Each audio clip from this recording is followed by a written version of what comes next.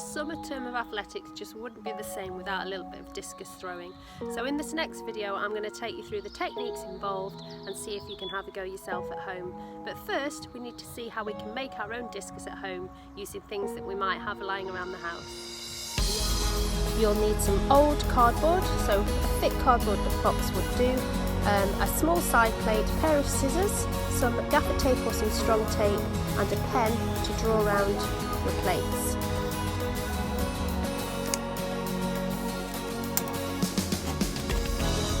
Next, get your scissors and cut around the circles that you've made. You might need an adult to help you because the cardboard might be quite thick and quite tricky to cut yourself.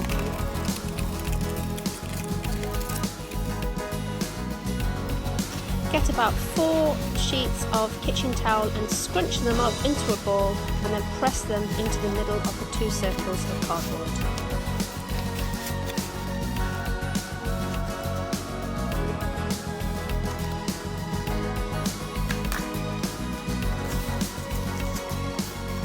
And using your strong tape, you're just going to tape around all of the edges to join the 2 circles together.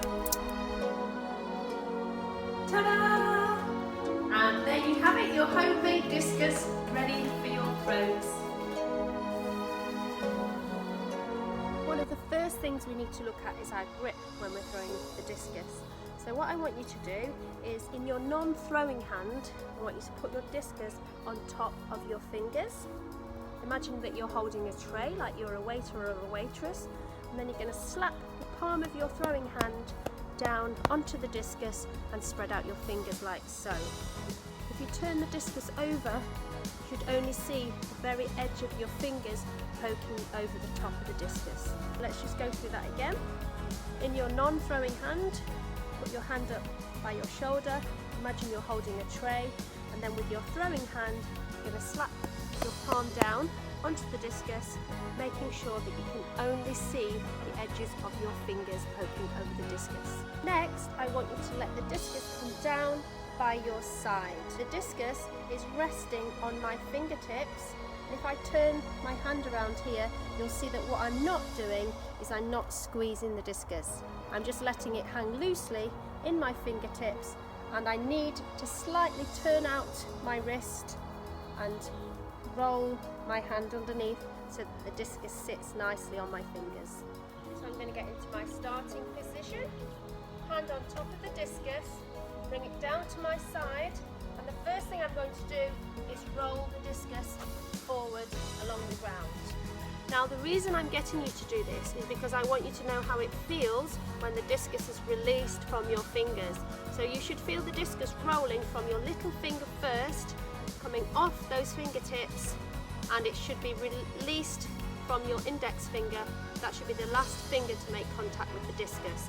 So as you roll and push with that index finger, you'll get the rotation of your discus in your roll. Let's just see that again. So,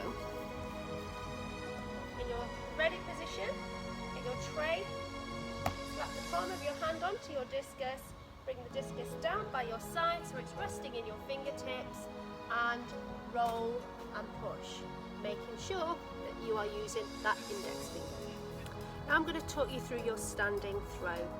The discus is a sling action, so instead of our javelin throw that comes over here, which is pulled from our shoulder, the discus is a sling, so it's going to come round and across our body in its rotation.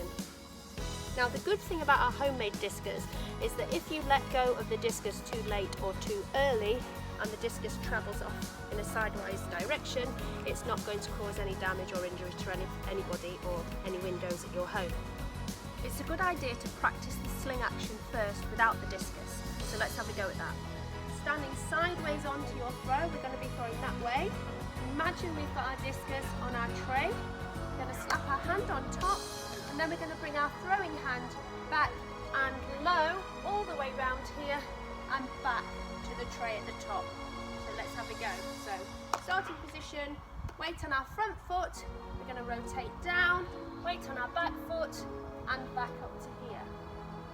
So we're going to go 1, 2, 3. It's very important to keep that throwing arm straight as we are rotating round and up. Let's try that now with our discus. So make a tray, put the discus on top, slap our palm down, make sure we can only see those fingertips. Okay, in our starting position we start high on our tray, we're going to come down 1, 2 and throw on 3. Now you might be tempted when you come down to low to keep this hand on the discus, but you shouldn't have to do that because the discus will rest in your fingertips and the centrifugal force will keep it in place as you come back low and up to high. On your release, make sure that the back of your hand is up and your arm wants to be about a 45-degree angle and point out in front. You should feel the discus spin off. Remember, the index finger last.